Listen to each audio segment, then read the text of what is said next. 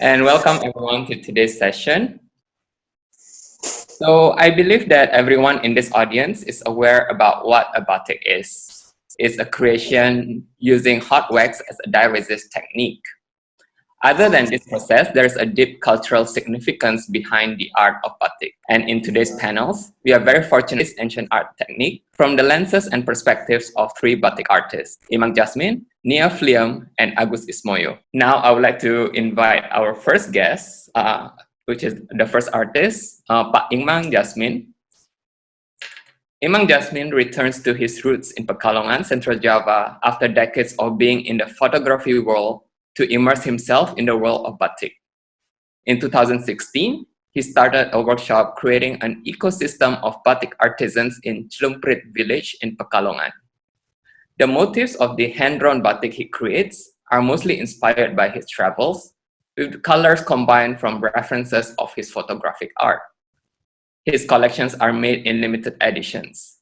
And for Imang Jasmine, batik represents his feelings, created as a personal statement. And before I invite him to unmute and start his presentation, we would like to show a short video about Imang Jasmine and his art. And this video has been created by MJA Nashir, a sociologist, a filmmaker, a writer, and a poet.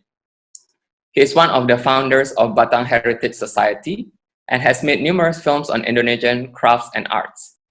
He has helped meet the makers in numerous occasions with photography and films, and for this, we are eternally grateful. So, Tim, you can show the film.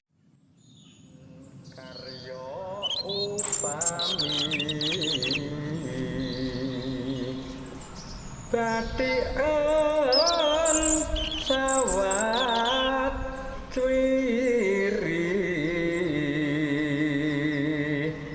yen dasar lawone bedul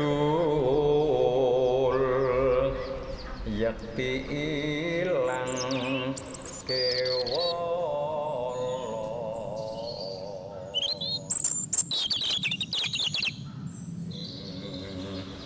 Mule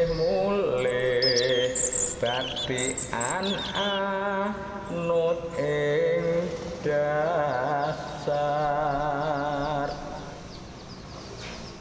iki mawane kegowo.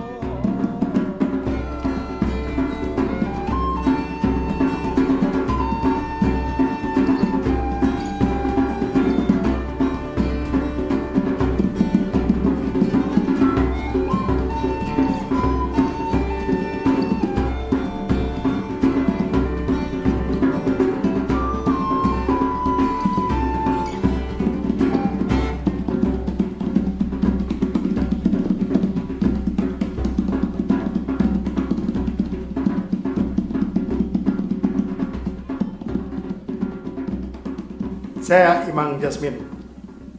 Saya tinggal di kota Pekalongan, kota batik dunia.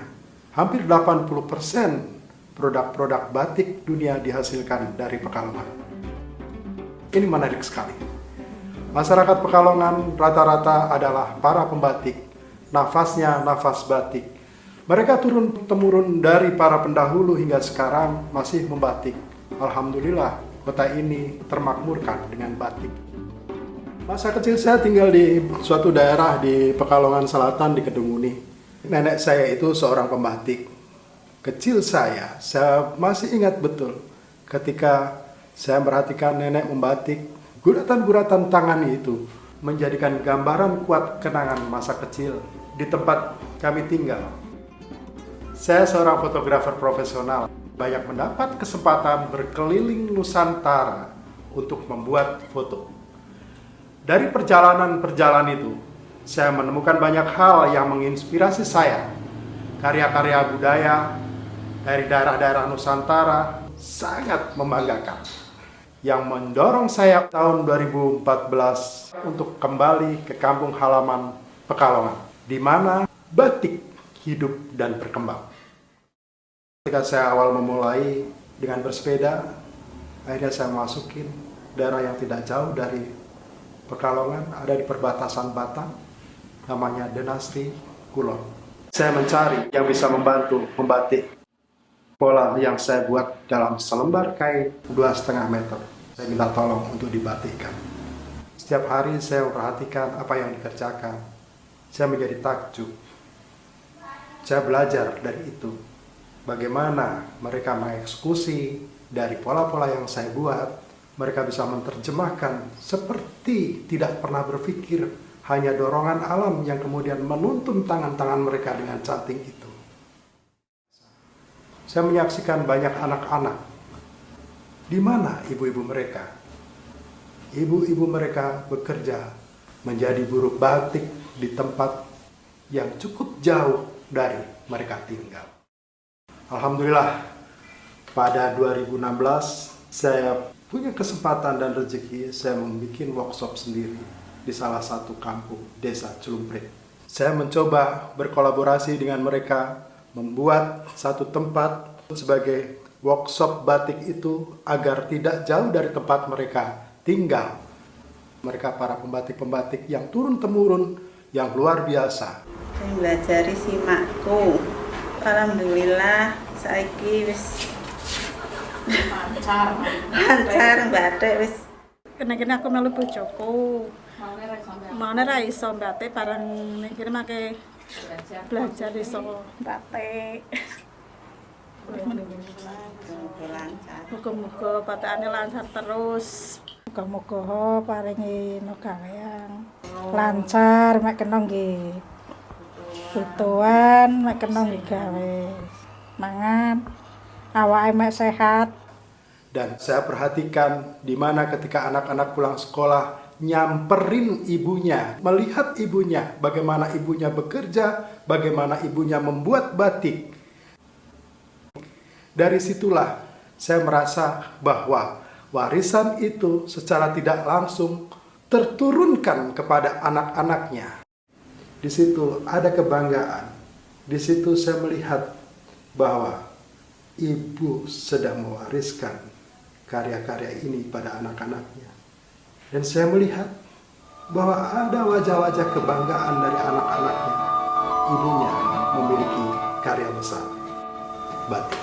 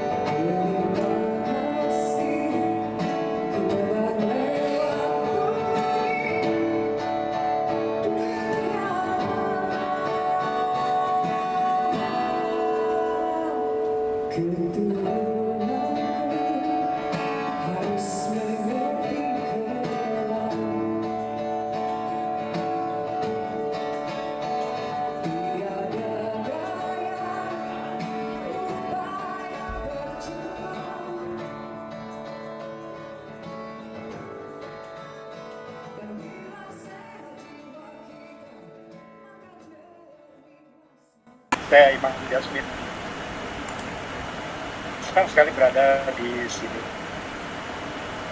Terima kasih Tumbuh Mengakar Indonesia, terima kasih Indonesia Heritage Society, dan terima kasih semua. Terima kasih juga Mas Tony di Singapura, terima kasih MJ Nasir yang telah membuatkan video untuk saya.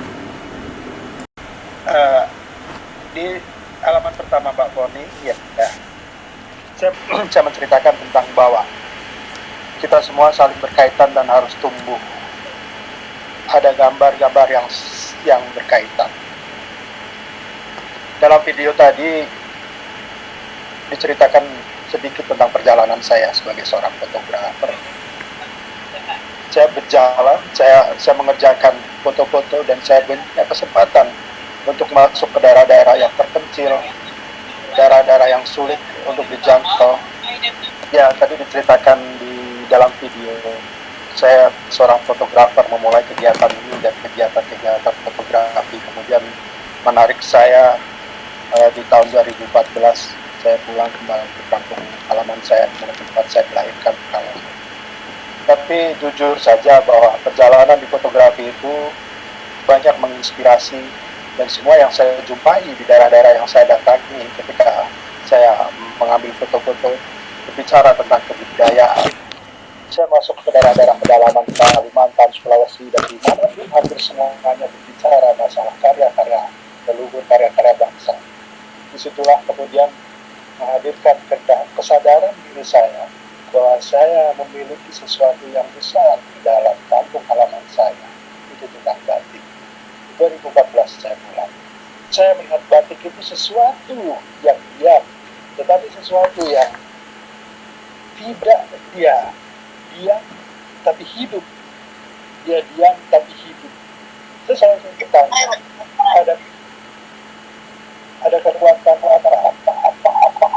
di dalam batik ini. Batik kita sering lihat ya, seperti tiba-tiba dia ingin menyampaikan sesuatu, seperti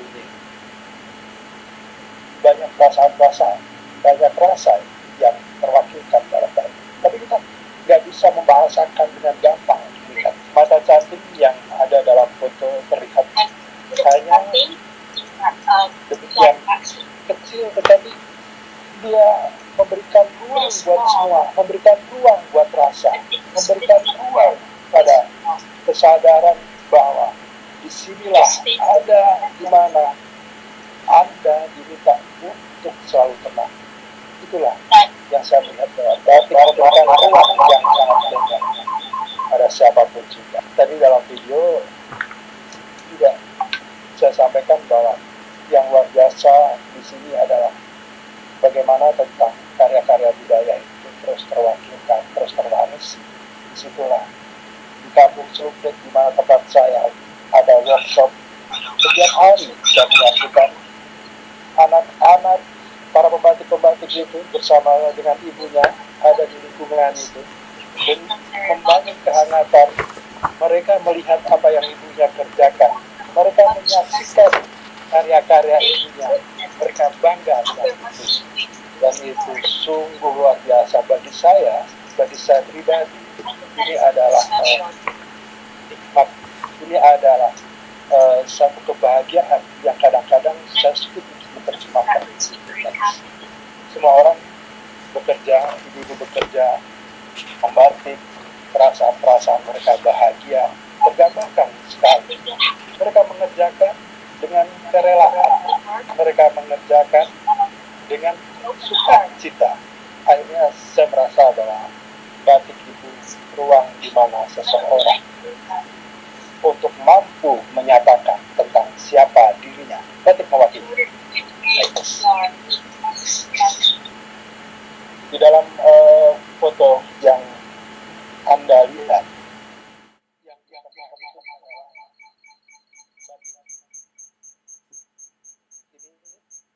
batik-batik yang terinspirasi dari fotografi, perjalanan fotografi saya.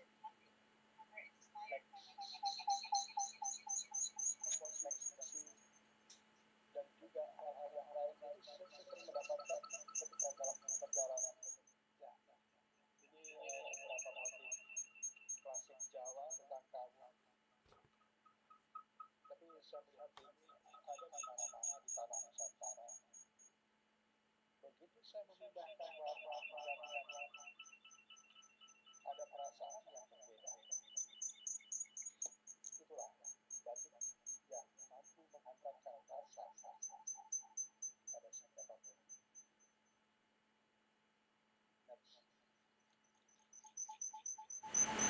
Batik harus mampu menghantarkan tentang rasa-rasa kebahagiaan, dan di situ memang terbukti. Di dalam video tadi juga terlihat bahwa ibu-ibu itu bekerja dengan intensitas yang bagus, dia mengerjakan sesuatu kerumitan, tapi dia bisa mempertahankan kerumitan itu tetap terukur. Itu terlihat sekali dalam pekerjaan-pekerjaan mereka, dalam karya-karya mereka. Mereka bisa membuat ukuran, volume, ketebalan, mata cantik, dan lain sebagainya itu tetap konstan. Ini yang kadang-kadang buat sebagian banyak orang sulit bagaimana mengatur ritme hidupnya, cara berpikirnya.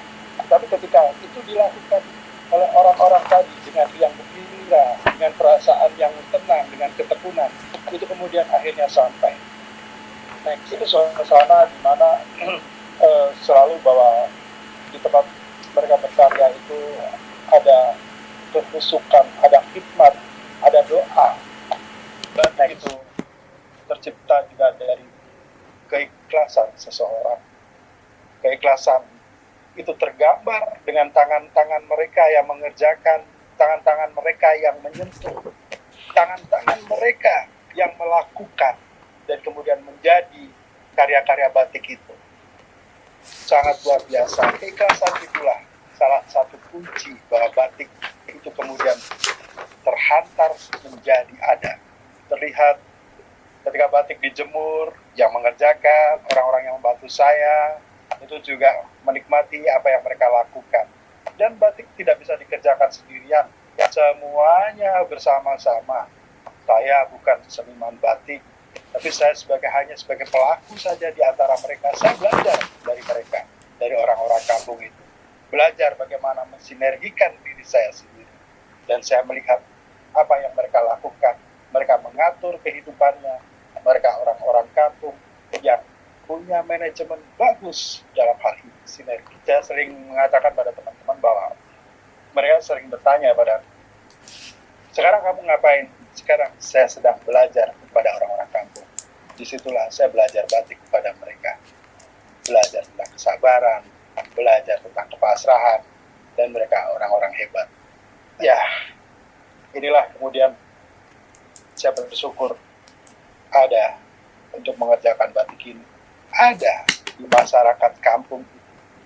Ada bersama anak-anak, ada bersama ibu-ibu mereka, dan ada bersama para suami-suami mereka di kota kecil di Pekalongan. Terima kasih. Salam. Yeah. Thank you, Pak Imang, for the sharing, and those are indeed very beautiful batik pieces that you have shown us. Now, I would like to introduce the next two artists, because they're a team. Two are Nia Fliam and Agus Ismoyo. Batik artists Nia Fliam and Agus Ismoyo cross boundaries, the visible and invincible, the boundaries of nationality and ethnic, the boundaries of arts versus craft, when they are collaborating to produce contemporary fine art textiles in their studio Brahma Tirtasari in Yogyakarta since 1985. From 1994, they have explored and worked in collaboration with indigenous communities around the world and have received critical acclaim for their successful use of traditional textile techniques in exploring their own realm of creativity while pursuing an understanding of the value, role, and meaning of tradition in the development of our world culture. They share their artistic ecology in exploring batik's intangible culture found through its ancient creative process, which has a deep connection to nature and manifested in an artistic ecology which supports the growth and development of all forms of artistic creativity. Brahma Tirtasari means creativity is the source of all knowledge. It is a division of the Babaran Segara Gunung Culture House and Baragung as its social enterprise. They are committed to explore the rich lessons of traditional Indonesian art, both in terms of technique as well as symbolism, which they have found an unending, rich source of inspiration in their artistic discovery journey. The Culture House activities focus on the understanding and teaching of batik's intangible culture found through its ancient creative process. And before I invite Ibu Nia to unmute and start her presentation, we will have a short video about Nia's and Ismoyo's art and enterprise Baragung. Sebagai keintiman di dalam media kain, ada sebuah batin dan jiwa budaya yang terekam dan meresap ke dalam kain melewati api, udara, air, tanah, suara, darah. Ada sebuah harapan.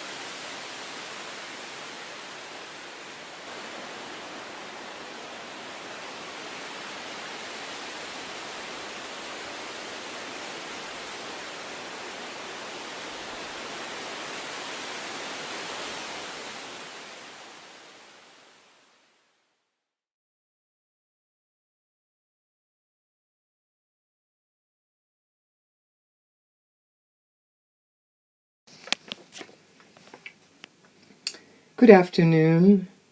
Thank you for this opportunity to share with you today my passion of batik. Ismoyo and I are here today as part of the organization Babaran Segoro Gunung Culture House. Our fine art batik studio, Brahmatirtha Sari, is a division of the Culture House, and our social enterprise, Baragung, is part of the Meet the Makers community. From high school, I was obsessed with the reality of the existence of racism and colonialism. It was Asia which opened my eyes to colonialism. My love affair with batik took me to the Brooklyn Museum Library, where I went every week during my time in art school in New York. I ravished the book, The History of Java, written by Raffles. He wrote in great detail about the complexity of Javanese culture, and the allure of the place that is now called Indonesia began to grip me. Of course, there were troubling descriptions of what Raffles and his colleagues had described in their words as the savages of Java. I found this puzzling. Here Mr. Raffles was writing about the Javanese language with its 5 different levels, the complexity of the shadow puppetry and other Javanese traditional art forms, but still referring to the Javanese as savages. It was batik that took me beyond all boundaries that might have been demarcated, to understand from the inside, as best I could as an outsider, what this Javanese culture is all about. Batik, why is it that the world recognizes Indonesian batik as the pinnacle of the medium? We often warn our students to be careful of batik, that it is highly addictive. This is surely because we ourselves have fallen under its sway.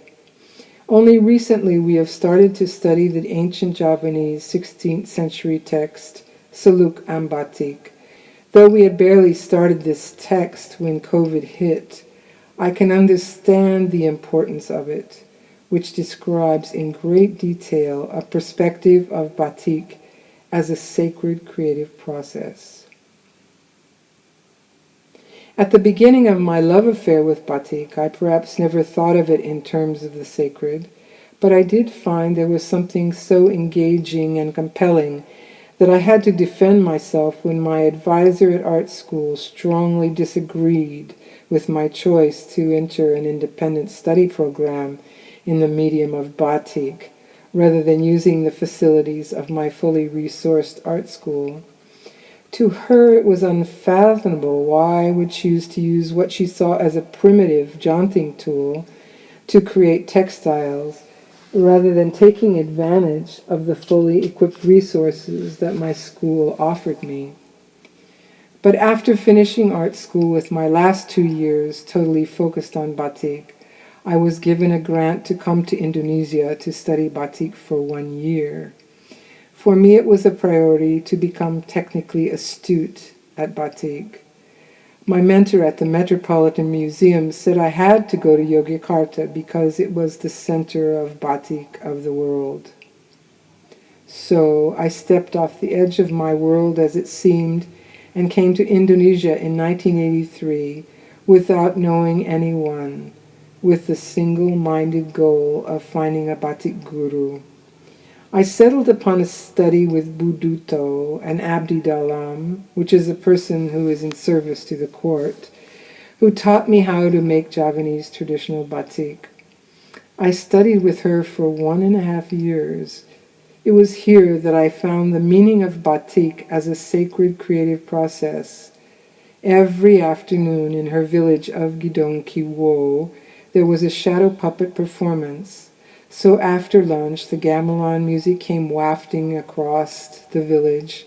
The wax, the gamelan, and the turtle dove birds cooing transported me to another world, which the Suluk and Batik text describes as batiking with the pen of the divine. The jaunting became no longer a tool separated from my body. The motif was no longer an ornament. The totality of the body and the cloth and the ecology of place transported me to another world. It was here that I learned the meaning of speaking clause. These motifs, these representations, took me into a world that I could not describe with words. The ancient energies manifesting themselves once again through me as the vessel. These batik representations were not of my people, were not of my root ecology, so why did they move my spirit? What was this voice?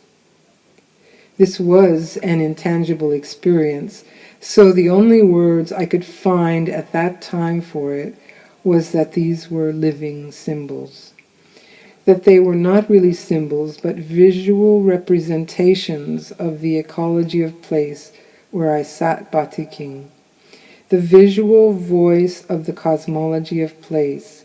But what I experienced was one aspect among others that went together in an integrated system of sacred art. For the batiker making the art in the text of Ambatik describes that batiker also was singing one of the sacred songs while she batiked. So then these batiks were used in rituals with music and dance, and these combined elements transported one into a holistic and intangible realm. My ability to batik these complex Javanese motifs was very rudimentary, but by the end of the first few months, I had left behind my initial goal of expertise in technique. A burning desire came over me to understand the meaning of these motifs that I was batiking, and to compare this with my own experience of process. This started my next quest.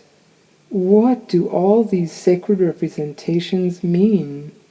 I asked many people over the next few months and went often to the library, but still I did not find the answers I was looking for. After I completed my study for 1.5 years, I started to create my own work again. I was working in a studio in the area of the Pakualaman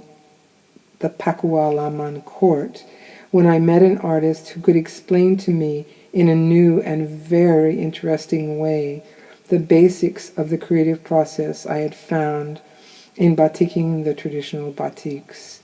I was soon invited to meet his father, Romo Jayakasuma, who was a teacher of Javanese philosophy, who became my teacher as well. And here I finally found the path that started to unfold the mysteries behind these living symbols.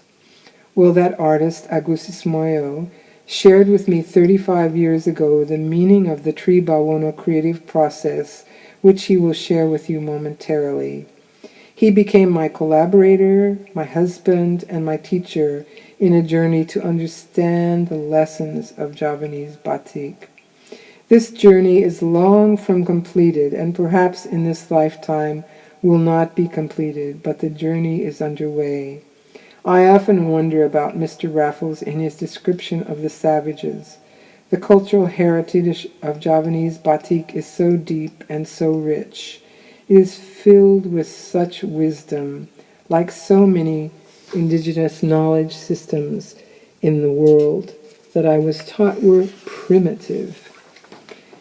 Through my study of Javanese batik, I have come to find such immense wisdom and depth of analysis of the cosmology of life. It seems worlds away from a recently graduated university student seeking technical knowledge in an art medium. In fact, somewhere on this journey of knowledge seeking, I stopped seeing batik as my profession and started to see it as a way of life. So what are these profound lessons that were and are so compelling? When Ismoyo and I established our studio in 1985, we were committed to a collaborative creative process. Why was the desire to collaborate so compelling? What was it that came out of collaborative art making? At that time, I don't think I really understood the whys, nor did I understand the importance of collaboration in batik making on Java, or the importance of community. In collaboration, we have our own voice, but it is through an opening to share our voice with others that we create something that is more than the individual expression. Our voice is there, but there is also the voice of combined creativity, which creates something that could never have been created individually. Our collaborations were never tightly organized, but have been a dance in search of a common voice. At that time, I didn't understand the rationale, but I came to Indonesia in search of what I would learn is called rasa. What is rasa anyway? The concept of rasa is taught through ancient Javanese literature and is described in great detail in many texts. The various types of rasa are integral in the creative process that I was to learn from Ismoyo and his family. This rasa I would learn is central to the creative process of batik. There are many kinds of rasa, and how we can differentiate them from emotions is also explained in great depth. Some texts explain the various rasa, which include, among others, love, hate, anger, disgust, heroism, and many others. But the highest form of rasa is said to be peace. Rasa is the bridge to our emotions, to take us to a deeper place, a kind of intuitive sensitivity. Through batik motifs, we learn the importance of the balance of the mind and rasa. These two aspects in the life of humans determine all that we do. So for me, one of the deepest lessons of my life learned from Javanese batik is about rasa. And to me, the medium of batik is the master teacher of rasa. How is this so? We are essentially using elements which together are quite dangerous, fire and molten wax, which is highly flammable. So we must maintain a sharp focus in the batiking process. But at some place along the way, it is no longer something we think about, but we move beyond to dwell in rasa, this deep intuitive sensitivity, and allow the janting tool to guide us. Javanese traditional batiks are a visual representation of Javanese ecology of place and its lessons. One of the most basic lessons within the creative process is our connection to nature. We're talking about creativity, so how is this relevant to ecology and how we exist on the earth? The BBC did an amazing documentary on the Kogi people of Colombia called From the Heart of the world. In this film, the mamas, or the shaman as they are called by the Kogi, had summoned the former BBC documentary filmmaker Alan Herrera to come inside Kogi land. It was a rare opportunity for him and for us who hear their message. They called him BBC, and they laid their message to the world. They took BBC to the heights of the Sierra Nevada mountains to show the destruction of the ecology of place, which they describe as the heart of the world. They warned the younger brother, as they call us all who are not Kogi people, that unless we change our ways, not only will humans disappear, but the earth will be destroyed. They taught BBC that the Kogi people, if they take from Mother Earth, must always give something back. Take and give and take. This balance, they say, is essential to the continuation of the earth. The ancient Javanese texts, which describe the creative process, were first written before our current era in Sanskrit on Java, and were then transcribed into Javanese. The creative process described has been passed down in oral traditions on Java for centuries and has become central in the traditional arts. It teaches us the vital importance of our connection to nature, which becomes a collaboration with nature. If we are aligned within ourselves with nature and with that which created all that exists, then we are truly capable of channeling creative energies, or as the text of Saluk Batik describes, batiking with the pen of the divine. So it is this sense of equanimity, this giving and taking, that is at the heart of the batik process, and certainly at the heart of Indonesian traditional arts. Objects made not only for their aesthetic beauty, but objects that have grown out of the ecology of place and carry significance and meaning. Give and take and give. In such a process, the medium of batik becomes like a vessel of prayer, or a mantra, or a state of mind of harmlessness, in harmony with that which has given us everything that we have to make our life, nature. So the jaunting in this case is an expression of this harmony, the giving back. So with gratitude, the object becomes a manifestation of this harmony to that which has given us life and to that which has created life. We are one. Thank you, Nia, for sharing that. I am definitely grateful that pyramid quote does not deter you from pursuing your creative pursuit, or otherwise you won't be able to see all this amazing artwork today. Okay, so Pak Ismail, you can take the floor. Beforehand, I would like to share about my experiences in wrestling with batik from the time when I was a young man until now. Okay, so this is the theme, philosophy of batik. I think when we talk about philosophy, we need to talk about creative process, because philosophy is the basis of creating art. Philosophy is the basis of the process of the reality that is found in living our life. Okay, about batik, it is a form of art in culture in Indonesia that has existed for a very long time. It has been recognized by UNESCO as an intangible and oral cultural heritage of humanity. In this matter, for me, making art is not only because one is talented and capable of making a good artwork, but also because it is a path of learning for the spirit.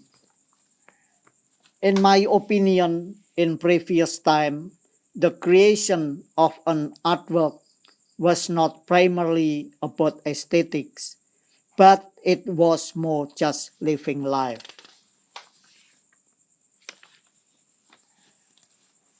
This is a picture of a rice fields.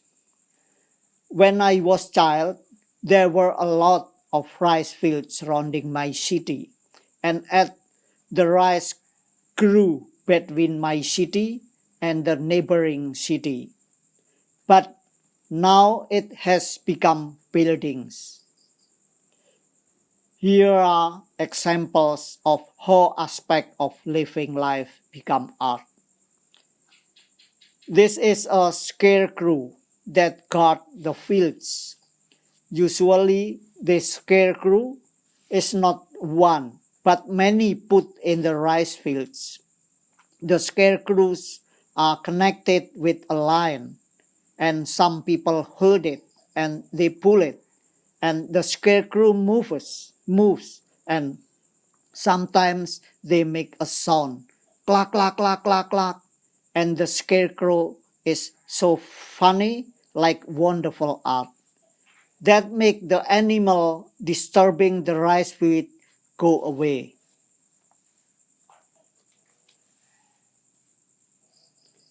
Here, now, the tradition of pounding rice has become festival.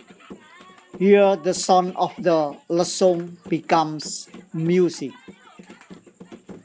In this video, what they are doing has created a sense of intimacy that brought a consciousness of the good connection with nature that gives life. From this, there was a growing sense of a desire to take care of and guide nature. Because of that, there appeared the power of the cultural spirit to make a way of living or a philosophy that become a source in the creative process of making art. This is an example of batik that is often used in important ceremonies on Java, which represents the ecological situation of Indonesia. It is called batik citra semen. Coincidentally, batik citra semen shows the basic principle of the creative process that we use in making our artwork. In my opinion, semen is a visual representation of the concept of tribawana or the three worlds creative process.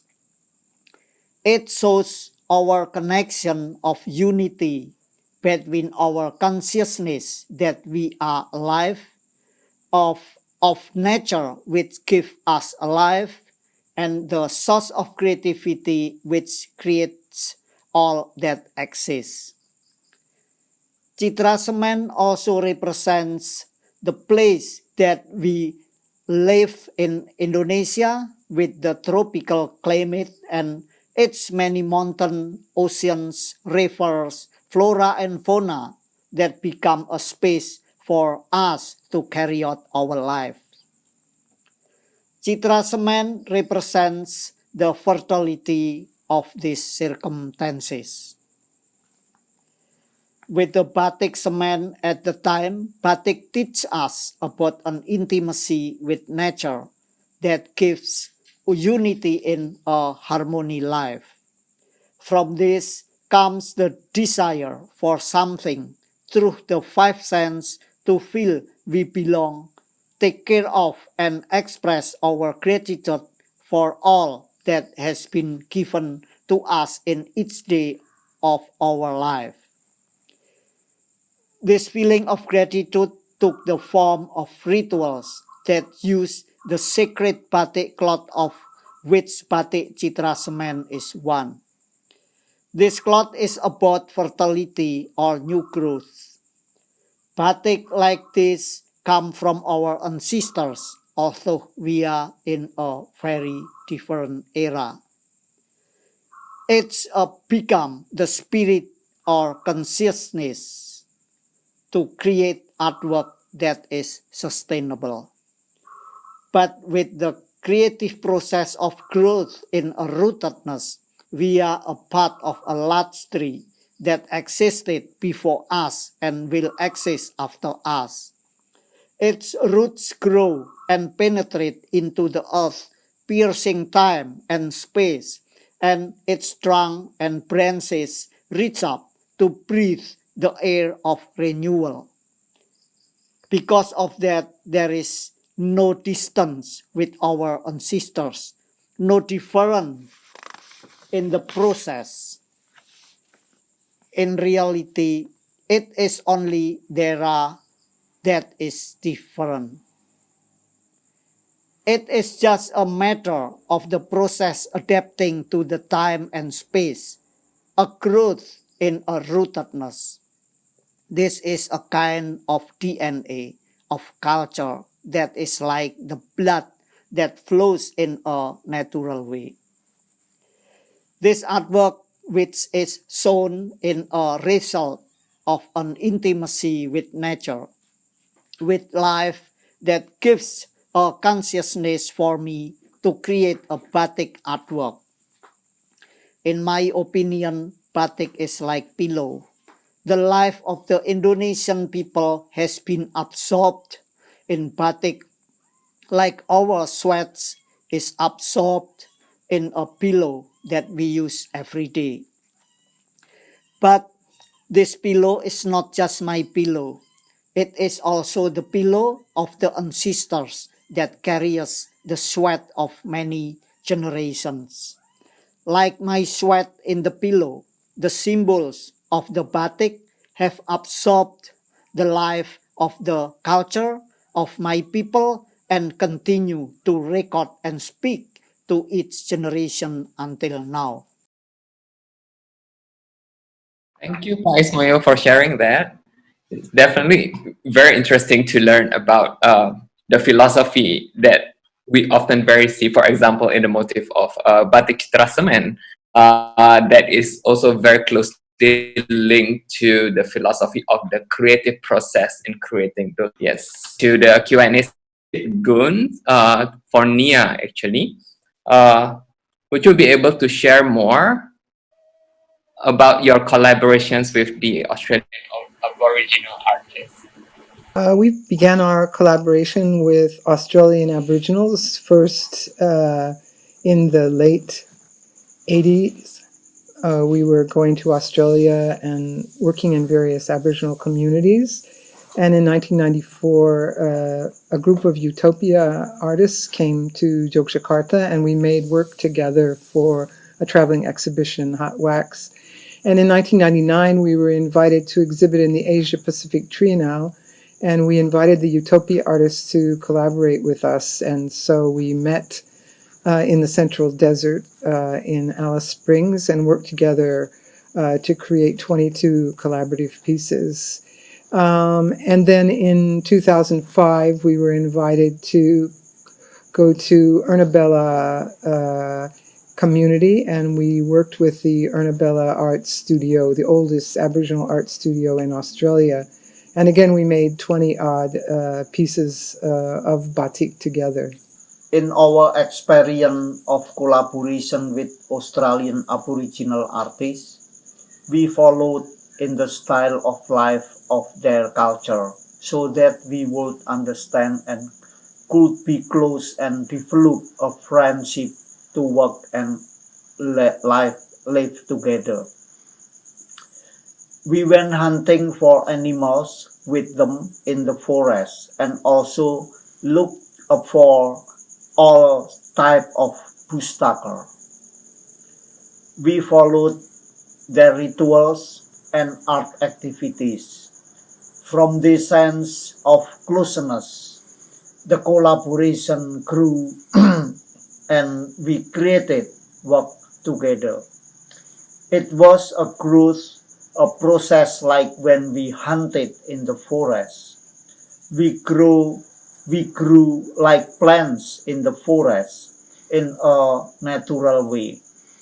We were together, but we could grow with the law of nature of each respective plant. We would become one within the life of culture. Yeah, we were organized by the law of sensitivity in a space of culture, growing together and becoming one in the space of batik. It was an interesting experience, and we were like a family that became one in the cloth, and the culture were absorbed and become one. Okay, thank you both for sharing that. Okay, the next few comments are actually just about the artworks. Let me just a beautiful presentation and kaleidoscope of your work. It brought me tears to my eyes. And Kid fully agreed, brilliant artist. And Gerda Casing commented that Nia, this is the most unusual, exotic, and beautiful batik art I've ever seen, and want to go and visit you in Jogja. Agree that they are all wonderful, like a dream through Indonesian landscape, commented Anne. Yeah. We have a question here from Dina Indra Safitri. I guess all the panels can chime in. Is batik always meant to be a group rather than a solitary activity? Yeah. Who want to start first? Oke, ya, ini yang menarik bahwa batik itu berbeda dengan seni lukis. Beda, lukis itu bisa dikerjakan oleh seorang. Tetapi di batik itu yang sering dan ada banyak step by step. Pekerjaan itu dikerjakan secara kontinu dan itu melibatkan banyak orang. Kalau paling sederhananya itu, setidaknya ada 2 atau 3 orang, pekerjaan grup, pekerjaan bersama-sama. Seperti itu, Mas. How about Ibu Nia dan Pak Ismoyo? Do you have any comments about that? Batik for me is my life. Traditionally, batik has been collaborative, but in this era, batik can be carried out as a collaboration or by oneself. I can do all aspects of batik by myself, but in my studio, we more often work collectively. But sometimes I want to do everything, and so I make a batik that is totally my work alone. In 1985, when we established our studio, I don't think we understood exactly the why of our commitment to work collaboratively, and I don't think I really understood at that time about the nature of collaboration within traditional batik, but there was a desire to work together. And after working collaboratively, not only in our studio, but also with other indigenous communities in various collaborative projects around the world, we grew and understood more about collaboration and what it really means for us. And then through our deepening understanding of the traditional creative process taught through batik, we came to understand that it wasn't just collaboration between people, but that there's also a collaboration with nature. And in the beautiful manuscript Suluk Ambatik, it also describes the pen of the divine. So that also is another aspect that we've learned through these years of collaboration about the collaboration with the divine. All right, thank you all. How does the pandemic impact your work both in the studios as well as in the villages? The beginning of the pandemic, and we see parts of the first video in my presentation. what I feel was that people need to keep on working. They need to keep on working. So I thought the problem is that batik must not be stopped just by the pandemic. I feel that batik has faced a lot of trials. However, but it continues on surviving. So this is what's so interesting. In my place, my village, I still commit to batik, and thank God it has not stopped. However, I am aware that many things stop. I don't know why, but I feel that when we keep on working, it helps us to become healthier.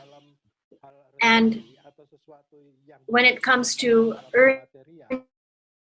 earnings, material earnings, that is not something I think about, because I believe that that God arranges my lot for me. So I would like to address Ibu Sandra. Yes, in Pekalongan, a lot of activities stop, including in batik. However, some have already picked up. In Iwang Jasmine Studio, they continue working.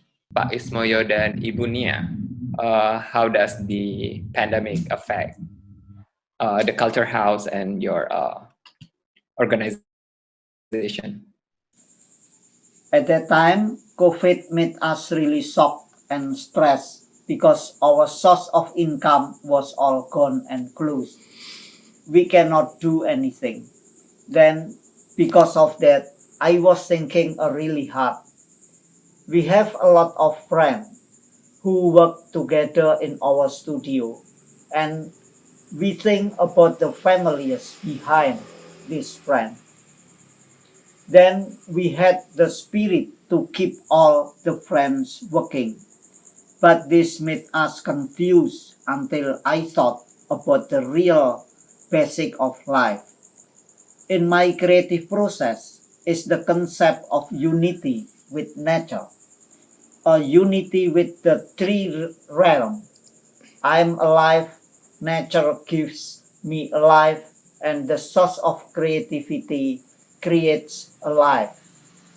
At this time, I have really become one with this. Before COVID, perhaps this was only a concept, but after COVID, it is no longer just a concept. This is so basic. I'm alive. I didn't choose, but suddenly I existed. I become an Indonesian. I become a man. I didn't choose that. This makes me to become one with nature, to be one with the source of creativity. So I lay in this place and I struggle to be at one in this realm. Yeah, perhaps COVID is without a doubt the most difficult challenge that our studio has faced in the 35 years of its existence. But despite that, I feel that there are very important lessons from COVID. So I embrace this experience. And these lessons are about reflection about how we live on the earth, what is essential. When my son was in high school, he criticized us, saying that we lived too simply. And yet in COVID, we found ways that we are still excessive and ways in which we can simplify and use our resources more carefully. So despite all of these obstructions and the fears that they bring to the survival of the studio, we embrace this experience as a very valuable and important experience in our life. All right, thank you all panelists for, it's indeed a very important message to stand strong in these pandemic times. And with that, unfortunately, that's all the time that we have for question and answer. We can do a quick conclusion for today's panel. Bisa mulai dari Pak Imang. Jangan pernah, kita harus selalu melihat bahwa banyak kehidupan yang menghidupkan batik itu. Ya, terima kasih. How about from Pak Ismoyo dan Ibu Nia? Ayo, let's try to batik, because batik is one of the art technique that many refer to as a racist technique. But in my opinion, it is also a technique of absorption. It is different from other type of art.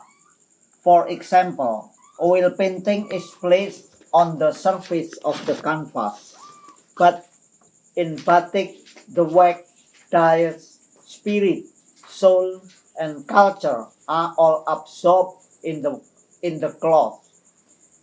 We cannot see the results, and we can only see how far this absorption has gone at the time the wax is removed, to know how deep your spirit has been absorbed there. As long as I have batik, I feel that batik is an absorption technique. So please try it. I'm very grateful that batik has come into the world. This ancient technique, which has existed for a very long time, is a great master, a great teacher of so many important aspects of living on the earth. And I'm very grateful to have had the opportunity to learn from the masters here in Indonesia and to grow and to find new lessons, deep philosophical lessons that are through this visual representation of the philosophy of batik.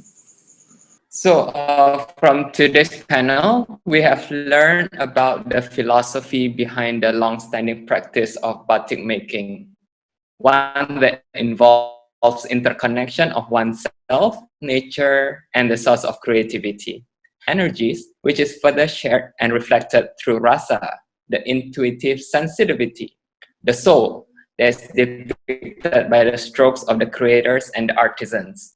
That concludes our session today. Thank you so much, Grace, for the interpretation.